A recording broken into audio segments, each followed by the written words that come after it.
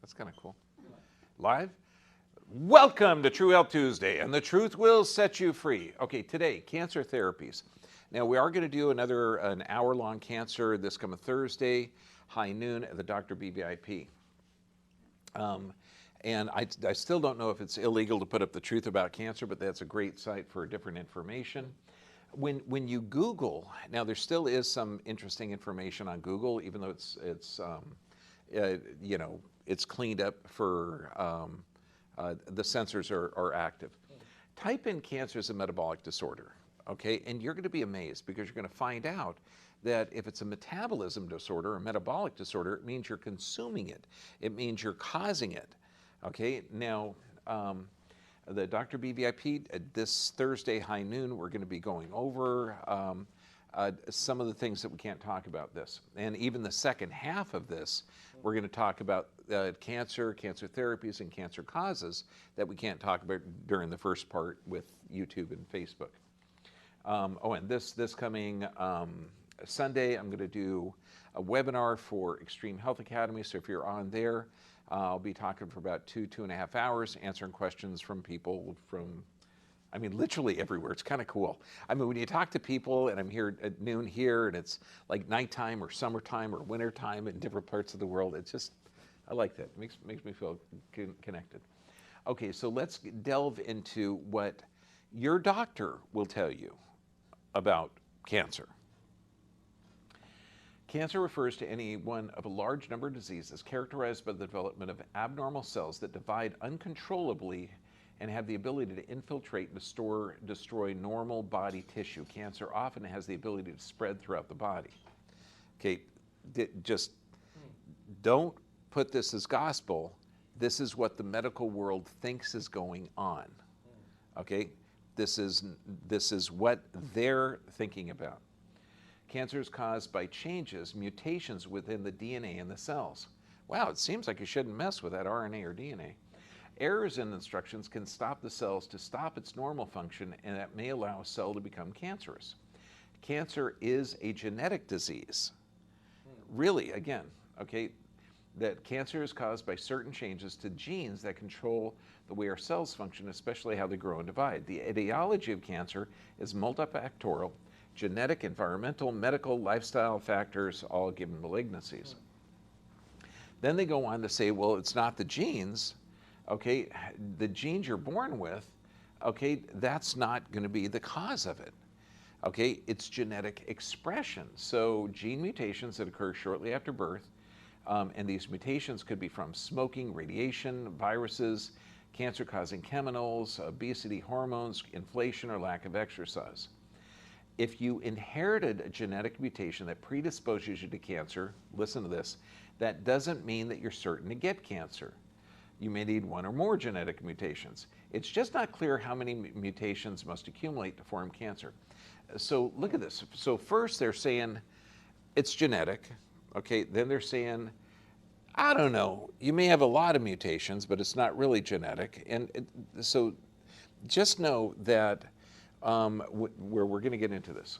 Okay, age, lifestyle, family history, health conditions, environment, really, okay? Now, chemicals in your home, workplace, asbestos, health conditions such as ulcerative colitis.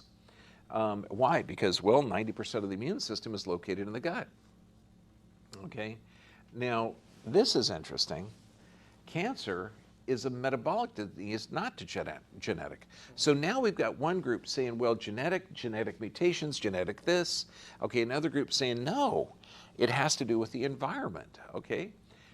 Age, viral infections, hypoxia, low oxygen, inflammation, radiation, carcinogens. Interesting. So what is this? And how often is it occurring? Now this one, Thomas Seyfried, you're right, Doc. Great book, okay? And in his book, he concludes, no real progress has been made in the management of advanced or metastatic cancer for more than 40 years. The number of people dying each year, each day has changed little more in the last 10 years. So what is this? So in 1900s, 1 out of 20, so that's 5% of the population got cancer, 5%. Now, this is in 1900. This is poor sewage, no refrigeration, okay, very little refrigeration. So you're looking at a really, really rural, toxic, crowded lifestyle. 1940s, 1 in 16. Okay, so it's gone up. 10% in the 70s. And in 2016, 1 in 2. What is that? 50%. So we go from 5% 100 years ago to 50% in 100 years. Genes don't change in 100 years. Genes barely change in thousands of years. Okay, so we start looking at this, it doesn't seem genetic. Now, 600,000 deaths every year, and world predicts that in 7 more years, it's going to double. So let's look at this. Now, cancer statistics, we can see they're going up, down. Cancer rates are dropping from 1991 to 2015. So it's going up, going down. What are the causes of it? Now, breast cancer, in 32 years, breast cancer has increased 300%. Okay, when the population's only increased 38%. And we can look over here at the number of diagnostics, okay, the percent of cancers, and you know what they are: breast, cervix, colon, rectum, endometrial. And now think of this. So the medical world is still thinking that there's some kind of weird genetic thing, but we know that genes can't change in 100 years. And the more advanced doctors are saying, or a different group of doctors are saying that it has to do with the environment, metabolism, you know, could be other factors, some of the factors we can't even mention on YouTube and Facebook.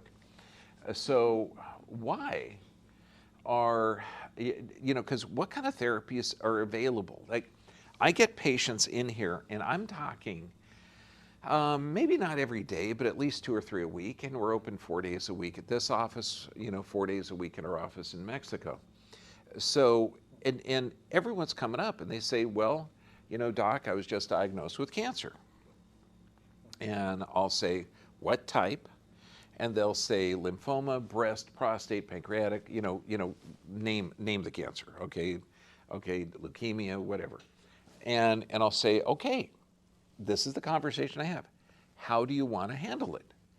Do you want to do it naturally or the standard surgery, chemo, and radiation? Okay, and I'll tell you, you know what, some of the people will say, well, my husband says I have to do what the oncologist says. And I'll say, totally cool, okay, I'll help support you in any way we can. Or they'll say, you know, I've seen people destroyed by the toxic therapies, and I want to do this naturally. Okay, so then we do detective work, and that's the second part that I can't really talk about. But wouldn't it be curious, why in this country can non-toxic other therapies, why are they belittled? Why are they vilified? Why are they censored? This is why, Rutherford versus United States. Now, it's interesting. As an American, okay, you might think that you're protected by the Constitution. And you might think that the Constitution was actually put in place to limit the power of government. Yes, and you might think, wow, wasn't the Constitution abolished in 2020? Well, you're kind of right there too. Okay, so now the court concluded, and this is the Supreme Court, because this guy wanted to do natural therapies. It appears uncontrovertible that a patient has the right to refuse cancer treatment altogether. And should he decide to forego conventional treatment, does he not possess the further right to enlist such non-toxic treatments, however unconventional, as he finds to be of comfort, particularly where recommended by his physician? So a doctor could recommend certain therapies. And some of the therapies I can't even recommend because the censors will go after me. Okay, like I recommended a certain protocol that's a type of vitamin, okay, for a disease that we can't even talk about, okay? And even though there's thousands of pages of data on it, thousands of studies, I couldn't recommend it. So now this is what the Constitution says. The Supreme Court said you, as an American, have the right to decide whatever the heck you want to go on.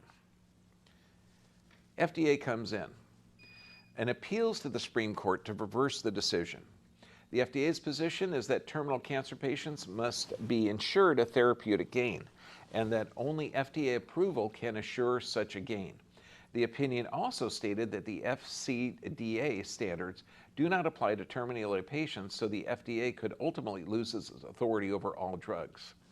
So the FDA says, no, we're going to lose authority over all drugs. We have to be the one in charge, and nobody can, no longer have the right to choose, nor does your doctor have the right to choose. 1979. Politics of cancer, Dr. Robert Atkins. There are not one, but many cures of cancer available. They are all being systematically suppressed by the American Cancer Society, the National Cancer Institute, and major oncology centers. They have too much of an interest in the status quo. Samuel Epstein, we are not dealing with a scientific problem, we are dealing with a political issue. Now, I don't know if you find this relevant after the last 3 years of the crap we've gone through. Okay, so let's look at these. And I recommend you look at Brzezinski, okay, in Texas, okay, Hoxie, Laetrile, Gerson therapy. Okay, just do the research, but it's going to be hard because a lot of this information, and I really don't know if I'm going to be censored for just putting up some of this information and saying, do your own research. Okay, but let's look at this. Let's look at more studies to see if you want to go with the natural or with the normal, because this is part one, I'm calling it.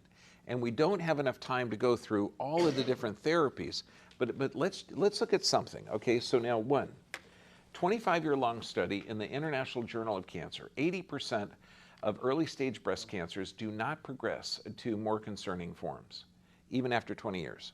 So does that mean breast cancer, 80% of the time, doesn't progress? Yeah, that's what they're saying. An analysis of 25 years of breast cancer screening that use the term cancer should be reserved for describing lesions that with a reasonable likelihood of lethal progression if left untreated. Premalignant conditions like ductal carcinoma in situ should not be labeled as cancers or neoplasia, nor should the word cancer be in the name, the Journal of the American Medical Association. Isn't that interesting? So these patients who had ductal carcinoma in situ, millions of women getting their breasts lopped off, they're saying, look, we made a mistake. It shouldn't have ever been called cancer. Tumors were detected on screening that never would have been led to clinical symptoms, 1.3 million women. Okay, and think of this. If you're diagnosed with this, what does that do to your emotion? What does that do to your family? What does that do to your livelihood? Don't worry, you have good insurance. Okay, we believe that many invasive cancers detected by repeated mammography, and I don't have the mammography thing, we're going to do that next week, because you're going to find out when you do the research, you're probably not going to want to get one, do not persist and detected by screening at the end of 6 years, suggesting that the natural course of many of the screen-detected invasive cancers do not is to spontaneously regress. So the natural course of these tumors can grow and shrink. New England Journal of Medicine. Okay, and it's interesting, breast cancer market, okay, the size and growth.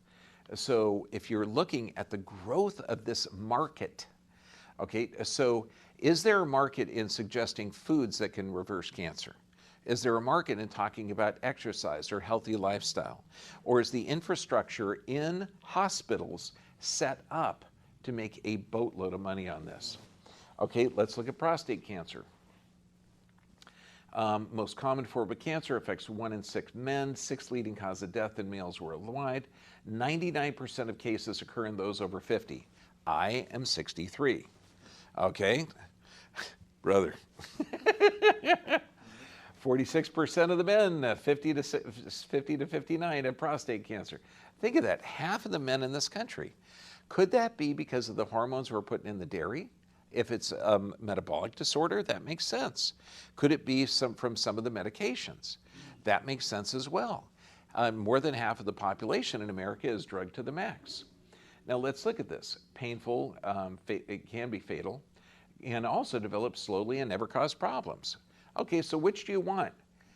Painful and fatal, or can develop slowly and never cause problems. You got two choices, okay? I'm going for the slowly and never cause problems. Now, the majority of prostate cancer will never progress to a clinically meaningful stage if left undiagnosed and untreated in a man's lifetime. The majority, never. Now, high-grade prostatic intraepithelial neoplasia. High grade means you have an abnormal cell pattern. We're going to go in and I'm going to show you how they biopsy a prostate.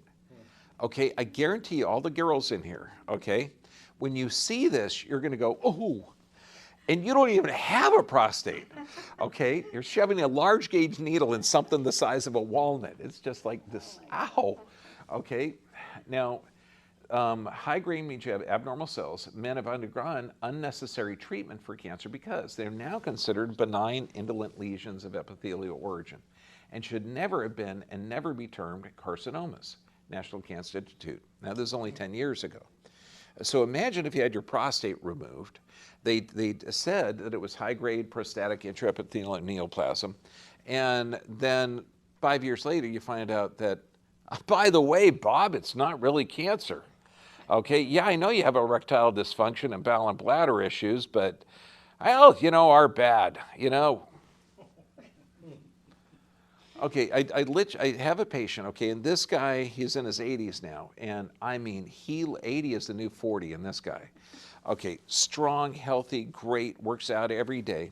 When he was 60, he had diagnosed with prostate cancer, something similar to this. So he says, you know, I want to live, and he, you know, the oncologist was really scaring him. They had it removed. So whatever kind of dysfunctions you have for 20 years after having a prostate removed. Okay, now his PSA test was coming up, and this was a few years ago. And PSA is prostate-specific antigen. I'm going to go into those things in the next course, and you're going to find out that it's not very accurate. Okay, but what was interesting is that he had the prostate removed, and the PSA test was going up. And this was like 10 to 15, or actually 20 years after he had it removed. And he goes into the oncologist and says, yeah, what's the deal here? You told me that if I had this thing removed and had all the negative things, that it would never be an issue. Well, we know a lot more now than we did then. Think about the last 3 years, okay? And I'm talking stuff that was absolutely approved, safe, and I forget the other half, okay? And let's talk about Vioxx, okay? Killed more people, and that was safe and approved, went through all of the studies, and killed more people than the Vietnam War, okay? And you could go in through all of these other different procedures, okay? So there's nothing 100% safe, 100% effective. And when you have a doctor that says, well, we know a lot more now than we did then, don't you want to just say, well, shit, I thought you were smart back then, but you're a freaking idiot now, okay? Okay, cancer research in the UK. Mistaken belief in the mythical causes of cancer is rife according to research. Now look, this is the mythical causes of cancer. This is just a few years ago. So they think stress? No, stress doesn't cause it. 43% thought that stress could cause it. 42% thought that food additives cause cancer. Remember, these are the mistaken beliefs according to the UK. EMF, electromagnetic frequencies. GMO foods were a risk. Microwave ovens, drinking plastic bottles. They say, don't worry. There's nothing to see here. It's all safe, okay? Well, newly diagnosed breast cancer, emotional stress, PTSD. What does this do? What does this do? 1 in 4 women, okay, are going to have this diagnosis, and it's going to put them in a stress state, a sympathetic dominant state. So what does that do? Okay, shuts blood supply down to the gut. That's 80% of the immune system. Okay, 85% of all disease, the CDC. Even a blind squirrel is going to get a nut now and then. Okay, now when you're in a stress state, guess what happens to cholesterol? It goes up. You need cholesterol for the stress hormones, epinephrine, norepinephrine, cortisol. You need that, so this goes up. Okay, so what are you going to do? You're going to go to your doctor, and they're going to say, well, you're in a stress state, you have elevations in cholesterol, take this. Oh shoot, statins linked to prostate cancer. How many guys, okay, have elevations in cholesterol, and you need cholesterol? Cholesterol is 50% of the weight of the brain. It's the main hormone for producing most of the hormones that you make. Okay, it is vital. Without cholesterol, you die. So here, take this drug to lower cholesterol. What does it do? 25% of Americans are taking this crazy drug. This enzyme also makes coenzyme Q, which is vital for mitochondrial. So it's blocking a crucial enzyme, so coenzyme Q10 goes down. If you look at the first studies of the statin drugs, they actually added coenzyme Q in there, which this is going to lead to heart issues and cancer issues. There are over 900 studies proving the adverse effects of statins.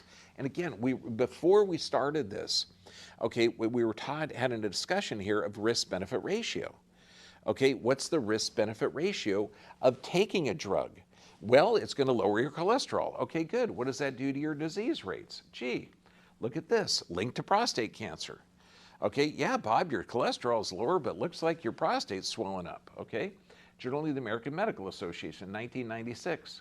Connection between statin and development of various cancers. American Academy of Cardiology, 2009.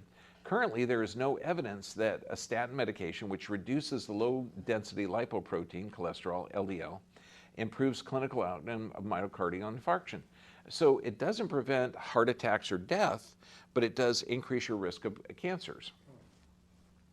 Hormone disrupting or endocrine disrupting chemicals. So remember that first article says, you know, it's not the food additives or stuff, that's all, you know, it's safe. Yeah, bull. Okay, endocrine review. Okay, these EDCs, endocrine disrupting chemicals, have changed the concept in toxicology. The fundamental changes in chemical testing and safety determination need to be protecting humans. Turns out, endocrine disrupting chemicals, okay, these things, it's altering how your body, to figure, hormones are a chemical messenger to your body. If you change those chemical messengers, you're going to change the outcome of how your body produces certain proteins. And you can produce proteins that will produce cancer. You can produce proteins that will eliminate cancer. So anytime you're screwing around with cells that alter their protein production, you're messing with something that you don't know anything about. And I know what you're thinking about, you know, certain current medical procedures that may have suppressor technology to suppress certain proteins, and they're going to randomly land in certain organs, and then this can have a negative outcome that has never been thought of before. Again, we can't talk about this during this hour. Okay, endocrine disrupting chemicals. Okay. We need a number of recommendations, increased understanding of endocrine disrupting, including enhancing increased basic and clinical research involving the precautionary principle. And this is in plastic, pesticides, fertilizers, fuels, chemicals. Now let's look at this one. The World Health Organization says that these are additives, mostly man-made, found in pesticides, metal, contaminants, food products, and they're going to increase incidence of breast cancer, abnormal patterns, neurodevelopmental delays in children, changes in immune system. This can be transferred in breast milk.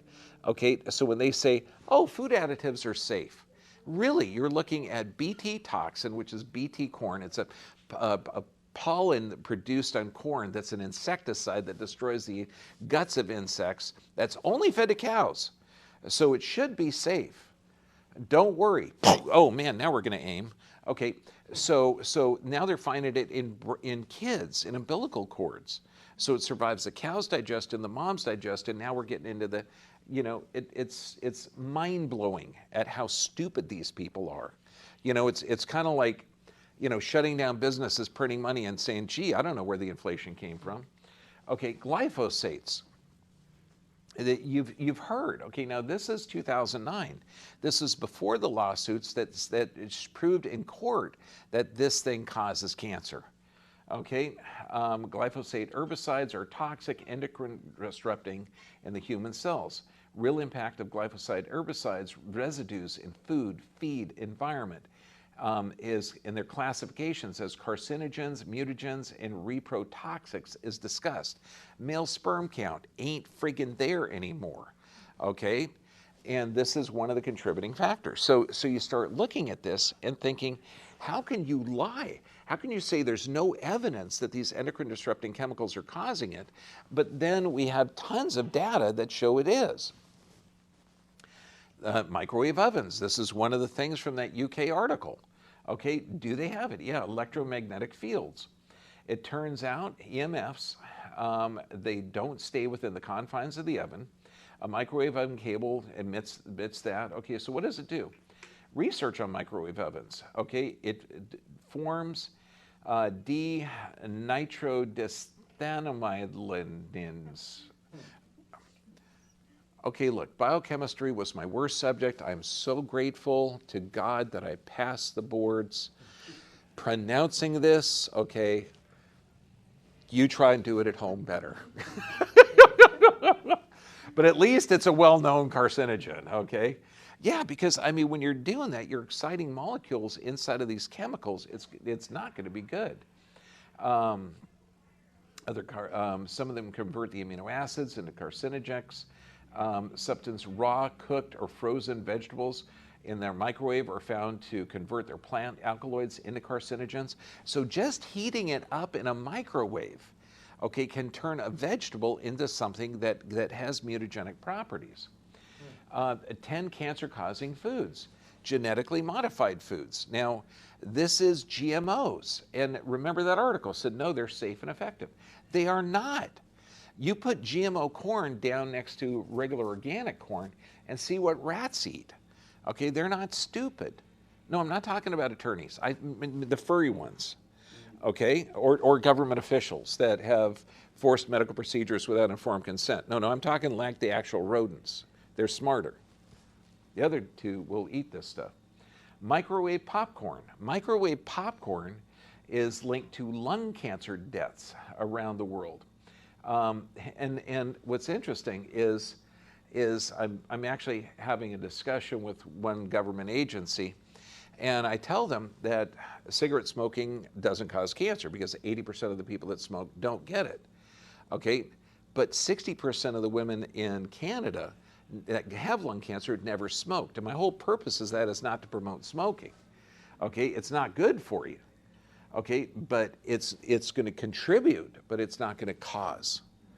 Okay, and this stuff, you can eat microwave popcorn. It's not going to cause cancer, but it's poisonous and can lead to it. Okay, eating genetically modified food. So we can go down to In-N-Out Burger, okay, or some, restaurant that uses genetically modified, or they've sprayed their wheat with glyphosates, and so it's in the bun. Okay, where the meat's not modified genetically, but maybe the feed that they gave the meat is genetically modified. You know what I mean? Okay, so that's not going to cause cancer, but it's going to weaken your immune system. Canned goods. If you got something that's lined with BPA, okay, that's a known carcinogen. So when you're getting it, you're seeing BPA free. Okay, I mean, just common sense stuff. Grilled red meat. Okay, and you can. Animal products, if they're from a healthy animal, human beings have been consuming it for centuries. And if you know that like a milk cow can live 20 years and they only give milk when they're pregnant. Generally, the majority of dairy that we get are in these cows that they're given massive amounts of hormone to keep them pregnant all the time. They die within 5 years, and then that meat's ground up and fed to human beings. Mind-blowing. Okay, refined sugar. If you look at sugar with minerals, honey, sweeteners, okay, those are all can be fantastically beneficial. But refined sugars, particularly if it's made out of genetically modified sugar beets, do you want to do an experiment? No, it's not good for you. Okay, salted, pickled, smoked, okay, soda, carbonated beverages, yeah, genetically modified high fructose corn syrup. I mean, that is toxic and poisonous.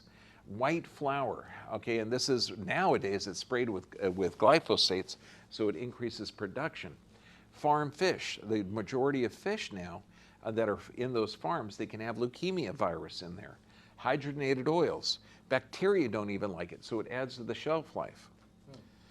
So right now, this is the end of part one, and I just want to make you aware that you don't need to be afraid, okay, that cancer, if it runs in your family, it's probably from a similar diet or similar environment you're in. Okay, if you're putting toxic lipstick on and you're actually eating that stuff, because you do. I mean, they say the average woman eats about 6 pounds of lipstick in her lifetime. Okay, I know what the guys are saying. Us too. Yeah, but who cares? Your heart's beating fast. That'll help your immune system, baby. Okay, so, but you know, just come away with this, with it's something that you create, it's something that you cause, okay, and so there's a solution. Okay, there's other things. Now, the second part of this, we're going to go into some of the other causes and some solutions that we can't talk about in the environment that we're here. Okay, so when we talk about the 5 keys of health, if you have a healthy nervous system, you're able to adapt. Okay, you're not in a stress state. Regular exercise, 100% of the time. And I'm talking moderate exercise. There's disease rates at those massive athletes that are, you know, running forever, and there's high disease rates in couch potatoes, okay, where this is the exercise they're doing. So you got to have a balance of this. Proper nutrition. This means this man makes it, don't eat it. And this is Dr. Lorraine Day. She was a vegetarian when she got metastatic breast cancer, head of orthopedic surgery. And she was able to correct this, okay, not just through diet, but diet is important. What you eat becomes you. Sufficient rest, okay? And how many times have you heard somebody that they went through the chemotherapy, they went through the surgery, they went through the radiation, they were declared cancer-free, oh shit, it came back. Okay, yeah, because I'm going to talk about that in the next hour, in prayer and meditation. So God bless you. If you're watching Dr. B VIP, you're going to continue on with this. I like this. No man is good enough to govern another man without his consent. We have a government of the people, by the people, for the people, okay? Under our consent. We have to consent to this. And that's why we put the Constitution in place